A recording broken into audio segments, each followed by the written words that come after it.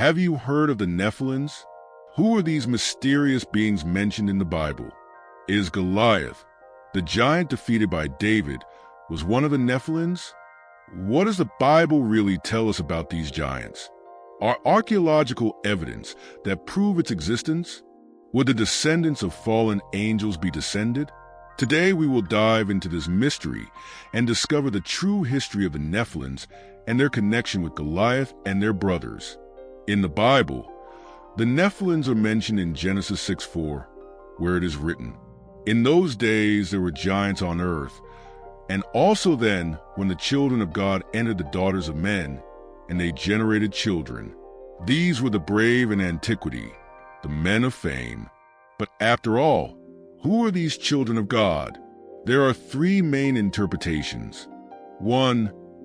Fallen announcement. Some scholars believe they were angels who disobeyed God and had hybrid children with human women, generating beings of extraordinary size and strength. 2. Descendants of Seven and Cain. Others argue that children of God were descendants of the godly lineage of Seven, son of Adam, while the daughters of men were descendants of Cain's sinful lineage. 3. Powerful dynasties. Another theory suggests that this passage refers to powerful rulers and warriors of the time who were known for their impressive deeds. Regardless of interpretation, one thing is certain: the Nephilims are described as extraordinary beings, giants, and powerful warriors. If the Nephilims were so powerful, what happened to them? Were they destroyed in the flood? The Bible suggests that the flood sent by God in Noah's days may have been a way of eliminating Nephilims and corruption on earth. However, there is an interesting detail: giants are still mentioned in the Bible even after the flood. This raises some intriguing questions. Is it that some Nephilims managed to survive the flood? Will new Nephilims come up later? Can they be descendants of strains that continued to exist after Noah? If the Nephilims were giant beings, then how do Goliath fit this story? In various passages in the Bible, we find mentions to giant tribes that came up after the flood, such as the Anakims, Rephaim, and Emmons. Many believe that Goliath and their brothers belonged to one of these tribes. But is there evidence that these giants really existed? And why were Goliath and their brothers considered so feared? Stay until the end of the video, because now we will explore the giants that appeared in the Bible after the flood and their relationship with Goliath. If the flood was sent to destroy corruption on earth, how does the Bible continue to mention giants after this event? Would the Nephilims really go missed, or did something more mysterious happen? The Bible tells us that even after the flood, several giant tribes still existed. How is this possible? Today we will analyze the biblical and historical records about these enigmatic peoples. As we saw in Topic 1, many believe that the Nephilims were completely destroyed by the flood, but there are three main hypotheses about how giants still appear in the Bible after that. Did some giants manage to survive the flood? Some theories suggest that Noah and his family could have carried genes from the Nephilims. This would explain the reappearance of giants among their descendants. Some scholars believe that fallen angels once again interfere with humanity after the flood, generating a new giant lineage. This would explain the existence of giant tribes described later in the Bible. Others believe that the word giant was used figuratively to describe powerful peoples and formidable warriors, not necessarily beings of huge stature. But is there biblical and historical evidence for these theories?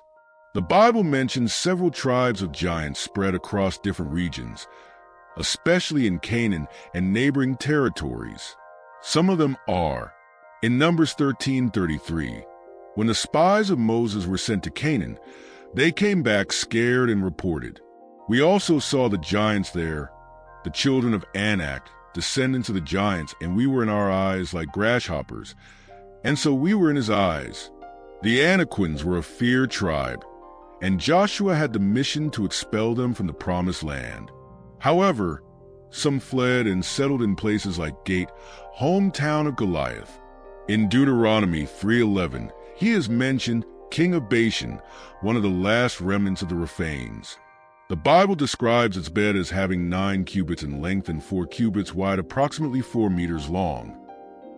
And this account suggests that the Rephanes could be descended from the ancient Nephilims, that in Deuteronomy 2:1011, Moses mentions that the Emmons and Zanzmans were considered powerful and numerous, being comparable to the Anakims. Little is known about these peoples, but their mention indicates that there were multiple groups of giants scattered across the earth in antiquity, considering that Goliath and his brothers came from the city of Gate, where the Anakims took refuge.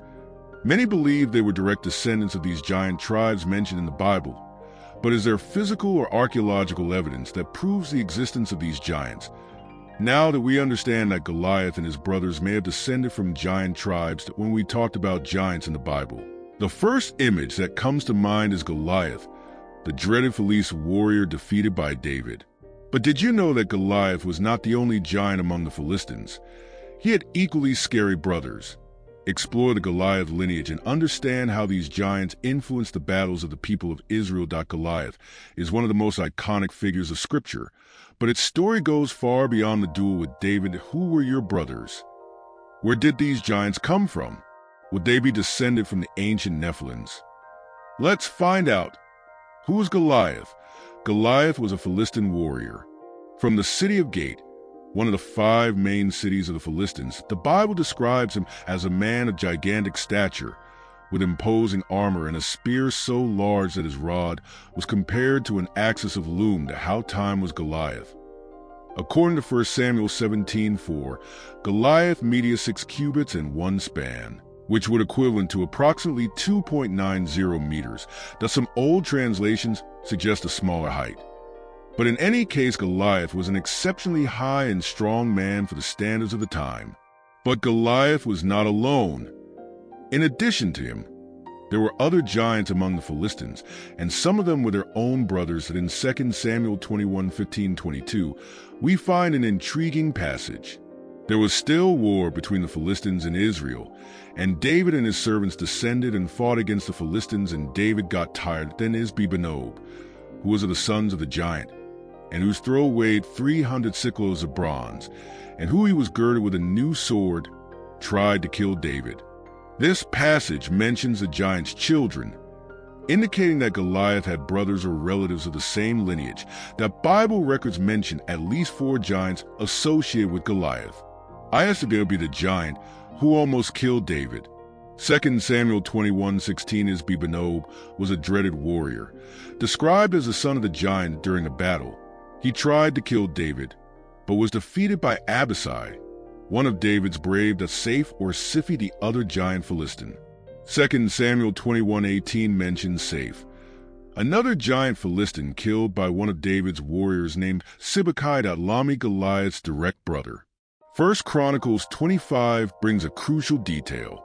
And there was war again with the Philistines, and Elana, son of Jeroham, injured Lami, brother of Goliath, the Gitu, whose spear was as a weaver axis. That Lami was explicitly mentioned as Goliath's brother, and also a giant warrior, the 6-fingered giant, a scary warrior. 2 Samuel 21:20 describes a peculiar giant. There was also another battle in Gate, where there was a man of great stature, who had 6 fingers on each hand and 6 fingers on each foot, 24 in all. That he was also defeated by one of David's servants. That these records show that the Philistines had a giant lineage that represented a constant threat to Israel. But how did this lineage stay for so long? The Bible gives us clues about the origin of Goliath and his brothers. As we saw in topic 2, the city of Gate, where Goliath lived, was one of the refuges of the Anakims after Joshua expelled these giants from the promised land. Joshua 11:22. This suggests that Goliath and his brothers could be direct descendants of the Anakims, an old race of giants that inhabited Canaan. This strengthens the theory that the Nephilims, or at least their descendants, still existed at David's time.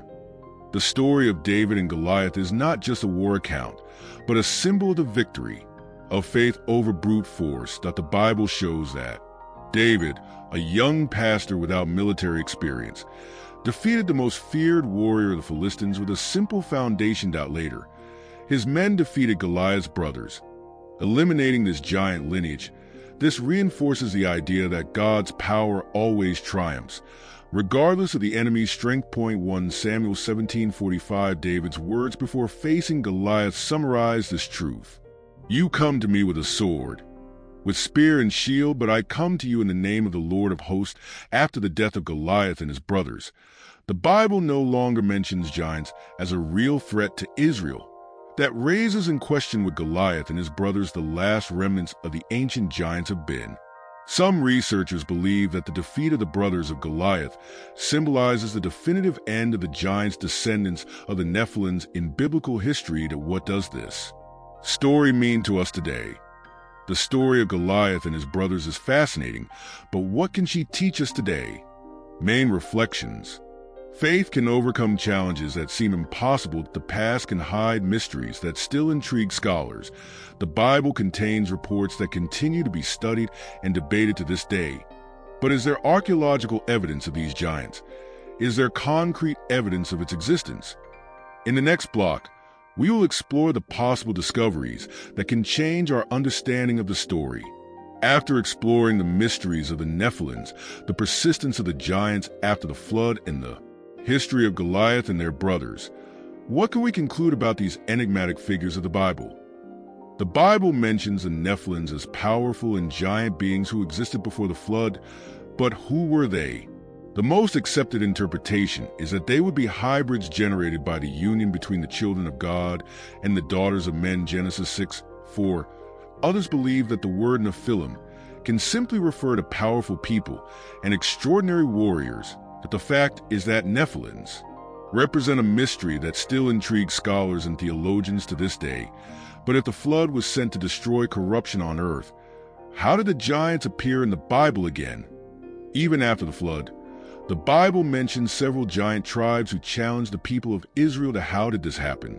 Some hypotheses suggest that the Nephilim's genes could have been preserved through Noah's offspring. That other theories indicate that fallen angels have returned to interact with humans, generating a new giant lineage. That people like the Anakims, Rephanes, Emmons, and Zanzmans are mentioned as descendants of these giants.